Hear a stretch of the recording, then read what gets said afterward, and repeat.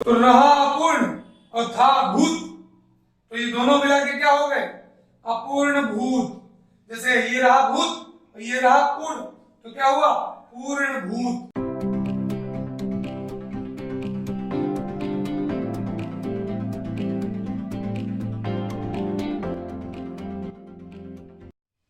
नमस्कार दोस्तों, मैं आनंद प्रताप सिंह आप सबके सामने एक बार फिर हिंदी का जोरदार टॉपिक और मजेदार ऐसा टॉपिक जो आपको सीधे सीधे नंबर देता है और अगर आपको उसके विषय में जानकारी नहीं तो सीधे नंबर ले लेता है। तो वो टॉपिक है दोस्तों काल। तो आप सब इससे परिचित भी हैं। काल जो कि आपको सीधे सीधे नंबर प्रोवाइड कराता है, तो ध्यान दीजिएगा, बहुत बेहतरीन अंदाज में समझने की कोशिश करिएगा। बहुत ज्यादा एग्जाम्पल नहीं लेंगे, कोई एक एग्जाम्पल लेंगे और धमाकेदार एंट्री के साथ उसको कैप्चर करेंगे। ठीक है, तो चलिए भाई आप देखते हैं कि जो ये काल है, काल होता क्या है। तो काल जो है दोस्तों उसको कहते हैं क्रिया के समय का ज्ञान कराने वाला।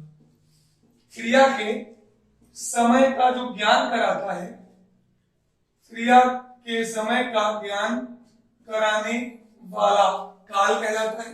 और दोस्तों इस काल के प्रकार की आप बात करोगे, काल करता क्या है? तो क्रिया के समय का निर्धारण करता है या ज्ञान कराता है।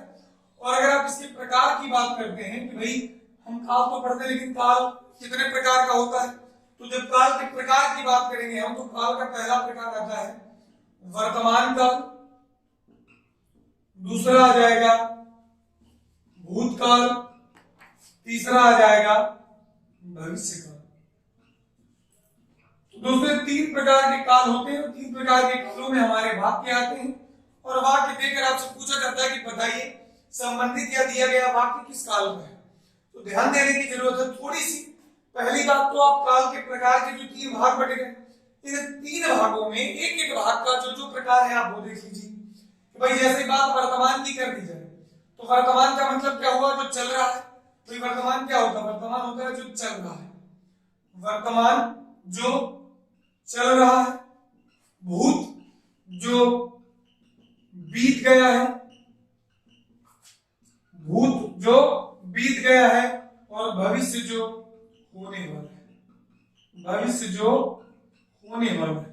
तो जो होने वाला है वो भविष्य, जो बीत गया वो भूत और जो चल रहा है वो वर्तमान।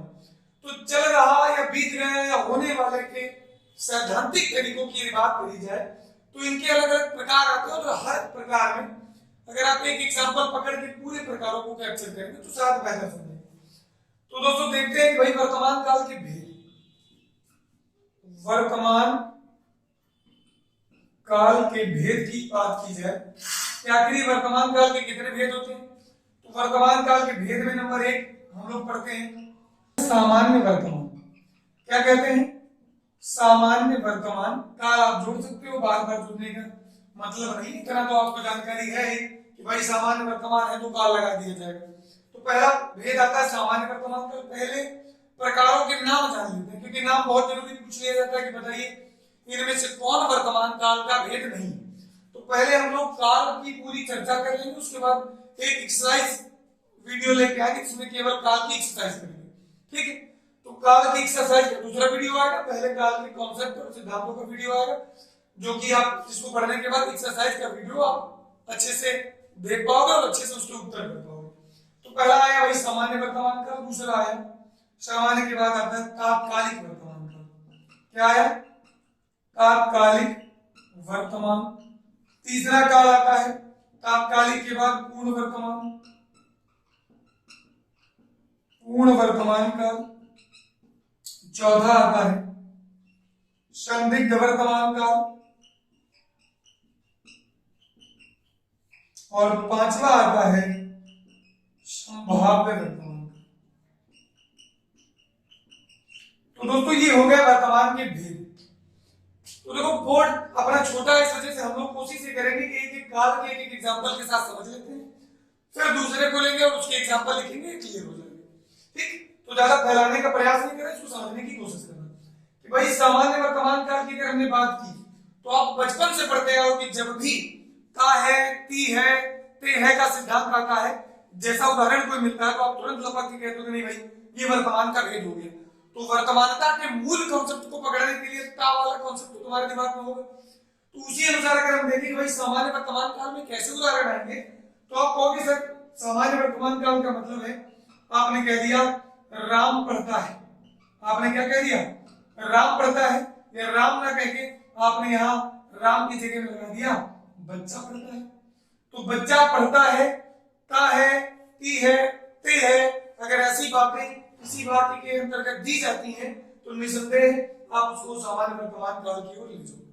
ठीक, एक सेम टू सेम एग्जांपल को केवल कालानुक्रम चेंज करेंगे और काल का नाम बदलेंगे। दूसरा है तात्कालिक वर्तमान। तो भाई तात्कालिक वर्तमान का मतलब क्या हुआ? तात्कालिक का मतलब होता है दोस्तों कि जो चल रहा है, जो चल रहा है, मतलब अंग्रेजी में इसको कंटिन्यूअस से जोड़ेंगे। किससे जोड़ेंगे? कंटिन्यूअस से। तो भाई तात्कालिक का मतलब हिंदी में उसका प्रारूप बनेगा रहा के अर्थ में। अब दूसरी बात समझने की जरूरत है कि वर्तमान में तात्कालिक अर्थात तात्कालिक में रहा होता है और वर्तमान जो है वो है वो खुद निर्धारित करता है। तो अगर आपने कह दिया कि बच्चा पढ़ रहा है, तो सीधे तुमको ये रहा और ये है केवल इतना पकड़ना है और यही चीज तुम्हें बता देगी कि दिया गया जो वाक्य है, जो उदाहरण है, वो तात्कालिक वर्तमान का है। समझने की कोशिश करना, एक ही एग्जांपल को तरह तरह से मोड़ा जाएगा, उसी को समझने की जरूरत है। फिर आया पूर्ण वर्तमान काल। तो दोस्तों थोड़ा समझने की प्रयास करने की जरूरत है कि भाई पूर्ण वर्तमान का मतलब है कि जब क्रिया ऐसी अवस्था में हो जब हमको पता चले जो क्रिया हो रही है वो समाप्त हो गई और उसकी समाप्ति निकट वर्तमान में हुई। और आगे अभी जब भूतकाल आप पढ़ोगे तो एक बड़ी चीज जानकारी करने की आपको ज्ञात होगी कि जो पूर्ण है वही आसन्न होती है। तो जो पूर्ण वर्तमान काल के उदाहरण होते हैं वही आसन्न भूतकाल के होते हैं।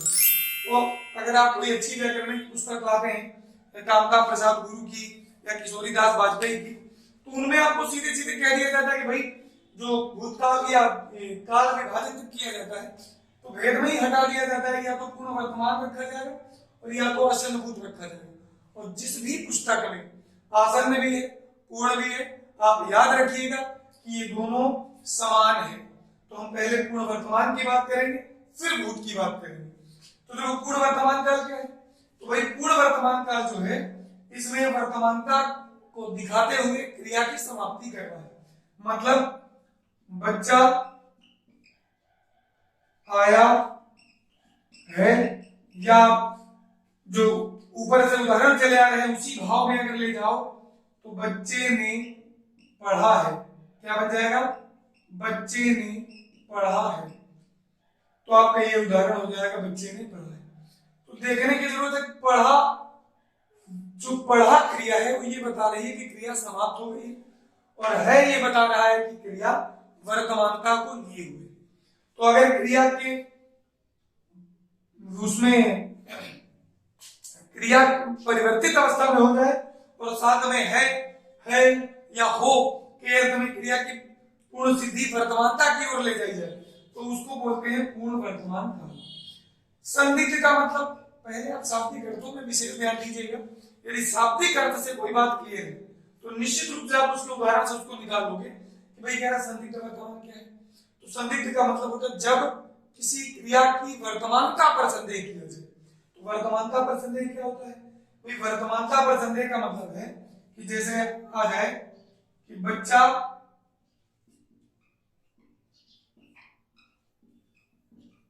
पढ़ता होगा, बच्चा पढ़ता होगा, मतलब पढ़ता तो वर्तमानता को प्रदर्शित कर रहा है, लेकिन पढ़ता के साथ जो ये होगा आ गया है, इस होगा ने वर्तमानता पर क्या प्रकट कर दिया है? संदेह प्रकट कर दिया है।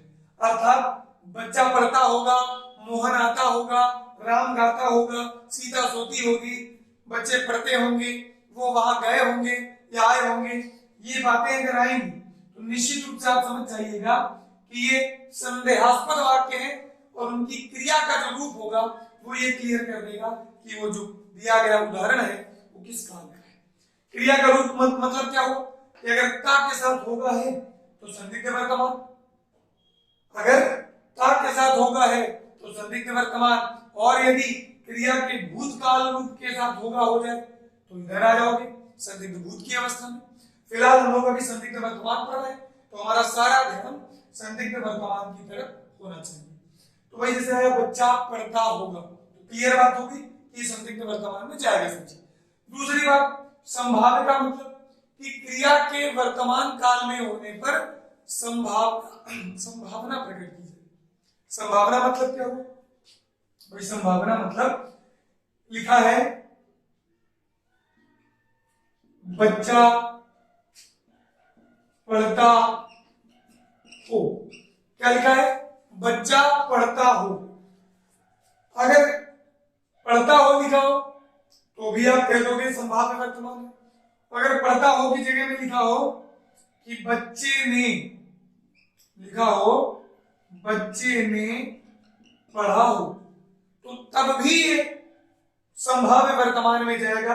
बस आपको दिमाग यहां लगाना है कि ये जो पढ़ा लिखा है, अगर ये पढ़ा यहां हो और पढ़ा के साथ होगा हो जाए तो काल परिवर्तित होकर भूतकाल की तरफ चला जाएगा, और अगर पढ़ा के साथ हो आ जाए तो संभाव्य वर्तमान हो जाएगा, क्योंकि भूत में संभाव्य की कोई अवस्था नहीं होती।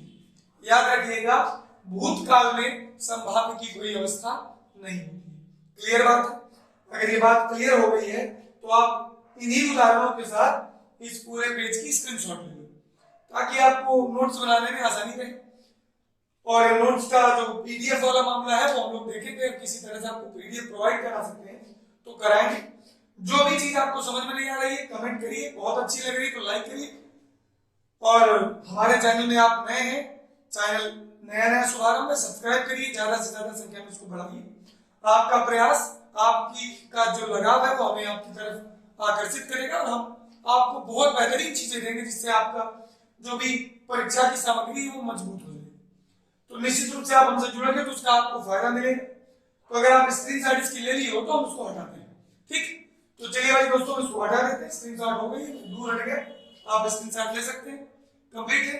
तो चलिए इसको हटाते हैं भाई। तो ये वर्तमान काल की जो कहानी थी वो हो गई समाप्त। तो अब दोस्तों हम लोग वर्तमान के बाद आते हैं भूतकाल। किसमें आते हैं?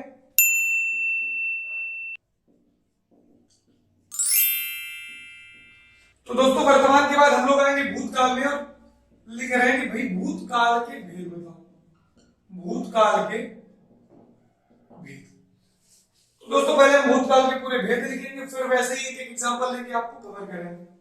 तो भूतकाल के लिए पहले भेद की हम बात करते हैं। देखो दोस्तों, पीडीएफ के माध्यम से किसी चीज को चाहो तो आप, मैं पीडीएफ इसकी सीधे स्क्रीन पर ले आऊं और पीडीएफ के बाद आपको बताता चलूं कि भाई भूतकाल के 6 भेद होते हैं, फिर ये आता है, फिर वो आता है, फिर वो आता है। तो मेरा मानना है कि वो तरीका थोड़ा सा प्रभावी नहीं होगा। अगर कोई चीज स्टेप वाइज लाई जाए और उसके एक एक स्टेप के बारे में बताया जाए तो निश्चित रूप से उसका प्रभाव बहुत बेहतर पड़ेगा। तो मेरा एक छोटा सा प्रयास है, पसंद आए तो उसको आप सराहना करना, और ना पसंद है तो आप नीचे कमेंट करके बताइएगा सर जी वो तरीका बेहतर, तो उसी तरीके के माध्यम से काम कीजिए। भूतकाल के भेद में अगर हम लोग भूतकाल का पहला भेद खंड ले लेते हैं, तो भूतकाल का भी पहला भेद होगा सामान्य भूतकाल। सामान्य भूतकाल का मतलब पहले प्रकार लिख लेते हैं, फिर एक एक एग्जांपल लेते हैं। सामान्य भूतकाल, थोड़ा सा इसको पास में यहां से करते हैं ताकि उदाहरण में दिक्कत ना आए। पहला ले लेते हैं सामान्य भूतकाल। सामान्य भूतकाल। दूसरा आता है खाखंड आ जाएगा। सामान्य के बाद आसन्न भूतकाल। आसन्न के बाद गाखंड में आता है पूर्ण भूतकाल।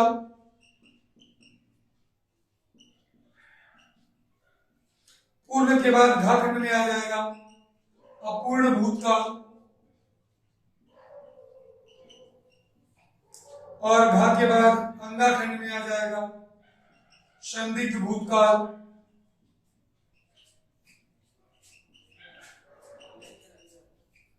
और अंगा के बाद चाखंड ले लो, छठवां प्रकार ले लो तो संदिग्ध के बाद आ जाएगा हेतु मत भूतकाल।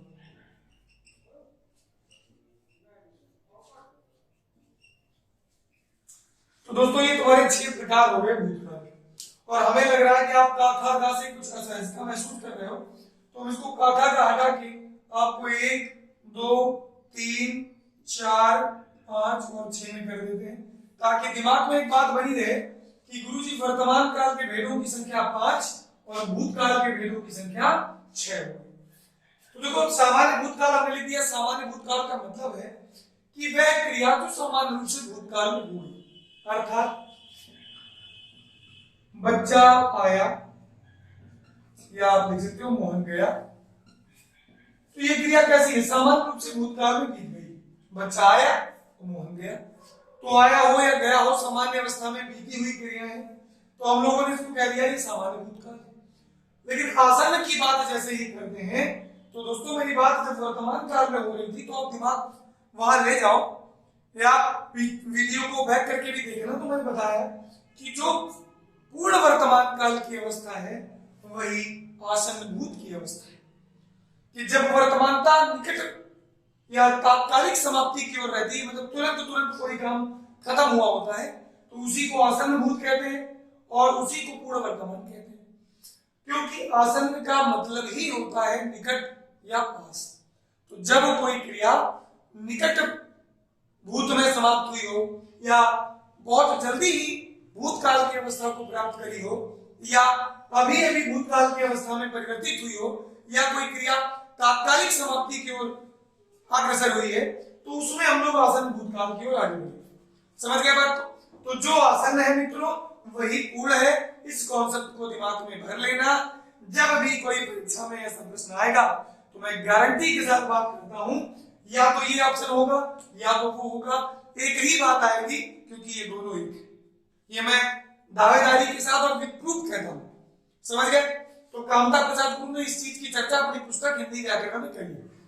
चलिए, तो आसन भूत के उदाहरण जो मैंने पूर्ण भूत में लिया था वही यहां लिख दो। आप लिख सकते हो कि बच्चा आया है, बच्चा आया है, या मोहन गया है, श्याम विद्यालय पहुंच गया है, राकेश ने खाना खाया है। ऐसे जितने भी उदाहरण आएंगे वो सारे उदाहरण आसन भूत के उदाहरण होंगे। तो ये याद रखिएगा बात को। आगे चलते हैं दोस्तों। लिखा है कि पूर्ण भूतकाल।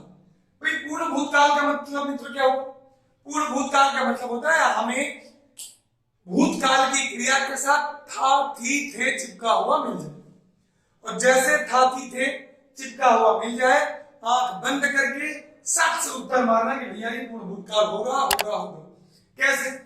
अगर और एक चीज ध्यान देना, अगर है कि बच्चे खाना खा चुके हैं तो क्या चुका की अवस्था तुम्हारे साथ हो रही है? ना, पहले हो गई है। तो पहले हो गई का मतलब वो भी पूर्ण भूतकाल। तो ऐसे उदाहरणों पे भी तुम्हारी नजर जो है पैनी होनी चाहिए, विहंगम दृष्टि होनी चाहिए, कि भूतकाल की बात पूर्णता की बात हो। तो जैसे बच्चा आया था, देखो आया तो भूत को बता रहा है, और था इसकी पूर्ण सिद्धि का बोध करा रहा है। क्योंकि जब अभी आगे टॉपिक पे टॉपिक बढ़ते चले जाएंगे तो हम लोग क्रियाओं का टॉपिक पढ़ेंगे, क्रिया कैसे करते हैं। तो दोस्तों आप पढ़ोगे क्रिया का काम ही है किसी भी वाक्य को पूर्ण अर्थ देना, किसी भी वाक्य की काल का निर्धारण कर देना, किसी भी वाक्य को स्पष्ट कर देना, किसी भी वाक्य को सार युक्त कर देना, किसी भी वाक्य को अर्थयुक्त कर देना, यही क्रिया का काम होता है। तो बच्चा आया था, कहीं दिमाग नहीं लगाना, इस था में दिमाग लगाना है और इस आया में दिमाग लगाना है। ये बताता है भूत और ये बताता है पूर्ण। तो ये दोनों मिला के क्या बता दिए? पूर्ण भूत। ये बता रहा है भूत और ये बता रहा है अभी अभी समाप्त हुआ है, इसलिए हुआ आसन भूत। ठीक, अब बात करते हैं अपूर्ण भूत की, कि भाई अपूर्ण भूत क्या है। तो दोस्तों अपूर्ण का मतलब क्या हुआ? इतना तो पता चल गया भाई कि पूर्ण ही हुआ। अब आपको पहले मैंने वर्तमान में बताया रहा मतलब अपूर्ण, रहा मतलब अपूर्ण। तो रहा में आप दिमाग लगाओ। आपने कहा कि बच्चा आ रहा था, तो रहा अपूर्ण और था भूत, तो ये दोनों मिला के क्या हो गए? अपूर्ण भूत। जैसे ये रहा भूत और ये रहा पूर्ण, तो क्या हुआ? पूर्ण भूत। ये तरीका है निकालने, साधारण तरीके से साधारण उत्तर प्राप्त करने का बेहतर तरीका। संदिग्ध भूत क्या होगा? तो जब मैंने दोस्तों आपको संदिग्ध वर्तमान बताया तो मैंने इसकी चर्चा कर दी थी कि भाई संदिग्ध भूत का मतलब है क्रिया की अवस्था भूत में रखना है, और संदिग्ध का मतलब होगा। तो क्रिया की अवस्था भूत में रखना है कैसे? बोला भाई बच्चा आया, तो आया अवस्था कैसी है? भूत, और होगा अवस्था कैसी है? संदिग्ध। तो दोनों को मिला दिया तो ये भूत के साथ संदिग्ध मिल गया, तो क्या बन गया? संदिग्ध भूत। तो जितने भी ऐसे उदाहरण आएंगे, आया होगा, खाया होगा, पिया होगा, पढ़ा होगा, सोया होगा, गाया होगा, सारे आएंगे संदिग्ध भूत काल के अंदर। समझ गए बात? तो उम्मीद है समझ रहे हो। चलिए भाई आगे चलते हैं। तो आगे चल के देखते हैं हेतु हेतु मद भूत। तो दोस्तों परिभाषा भी देख लो। हेतु हेतु मद का मतलब होता है कि जब कोई काल, जब कोई क्रिया एक क्रिया के कारण संपन्न नहीं हो सकी, अर्थात एक काम न हो पाने के कारण दूसरा काम नहीं हो पाए, इसको बोलते हैं हेतु हेतु मद। क्या बोलेंगे? हेतु हेतु मद। तो कैसे? बच्चा आता तो मैं जाता, बच्चा आता तो मैं जाता, मतलब ना तो बच्चा आया और ना मैं गया। तो ये दोनों क्रियाएं भूतकाल के लिए थी और भूतकाल के लिए छोड़ दी गई कि भाई बच्चा आता तो मैं जाता, तो बच्चा तो आया ही नहीं। तो कहने का मतलब परिभाषा कह रही है आपसे, इस समय परिभाषित क्वेश्चन पूछे जा रहे हैं कि बताइए जब एक क्रिया दूसरी क्रिया पर के संपन्न होने पर निर्भर करेगी, तो ऐसी अवस्था में काल का कौन सा रूप प्रदर्शित किया जाएगा? तो दोस्तों आपका उत्तर हो जाएगा हेतु हेतु मदद भूतकाल। समझ गए? उम्मीद है मेरी बात को समझ रहे होंगे। फिर से एक बार रिपीट करते हैं। सामान्य भूतकाल का मतलब है कि जब कोई क्रिया सामान्य रूप से भूतकाल में होती है तो उसको सामान्य भूतकाल कहते हैं। सामान्य रूप से मतलब बच्चा आया, मोहन गया, श्याम ने खाया, राम ने पढ़ा, ये सारी क्रिया सामान्य रूप से भूतकाल में होती है। आसन्न का मतलब, तो हमने आपको बताया कि आसन्न का मतलब होता है लगा होना। आसन्न का मतलब लगा होना या निकट या पास में, और भूतकाल का मतलब आसन्न हो और क्रिया की अवस्था कैसी हो जाए? भूत की हो जाए। तो देखो आया अवस्था तो भूत की है और है अवस्था तो वर्तमान की है। तो ये वर्तमानता ही इसका उदाहरण बन गया कि भाई यदि कोई भूतकालिक क्रिया वर्तमान के साथ आ जाए तो उसको आसन्न भूत कहेंगे। समझ गया कि नहीं? दूसरा सिद्धांत याद रखिएगा कि जो आसन्न भूत है वही पूर्ण वर्तमान है। ठीक। तीसरी बात पूर्ण भूतकाल। पूर्ण भूतकाल कि जिस क्रिया से काम का भूतकाल में ही पूरा होने जाने का भाव प्रकट हो। बच्चा आया था, आ गया था जब आना था, तो क्रिया भूतकाल में संपन्न हो चुकी। तीसरी बात अपूर्ण भूतकाल, बच्चा आ रहा था, रहा, मैंने कहा था रहा अपूर्णता का सूचक है, रहा तात्कालिक का सूचक है। तो वर्तमान में जो तात्कालिक था वही भूत में अपूर्ण बन गया और केवल भूत का परिचय कराने के लिए था आ गया। तो रहा के साथ था आना, रहा अपूर्ण, था भूत, तो दोनों मिला के अपूर्ण भूत। तीसरे नंबर, पांचवें नंबर का काल संदिग्ध भूतकाल। तो हमने आपसे बताया था कि यदि क्रिया भूत की हो तो होगा संदिग्ध का होता है। तो देखो होगा संदिग्ध और आया भूत, तो संदिग्ध भूत बन गया। फिर हेतु हेतु मत, तो याद रखिएगा जब कोई क्रिया किसी एक क्रिया पर निर्भर करे अपने होने के लिए तो वहां पर हेतु हेतु मत भूतकाल होता है। बच्चा आता तो मैं जाता, पढ़ता तो पास हो जाता, पढ़ता तो पास होता, बारिश होती तो फसल अच्छी होती। ऐसे जितने भी एग्जांपल्स आएंगे आप सब में हेतु हेतु मत भूत लगेंगे। बहुत बेहतरीन होगा, मजा आ जाएगी दोस्तों। अब तीसरा काल भविष्य काल देख लेते हैं।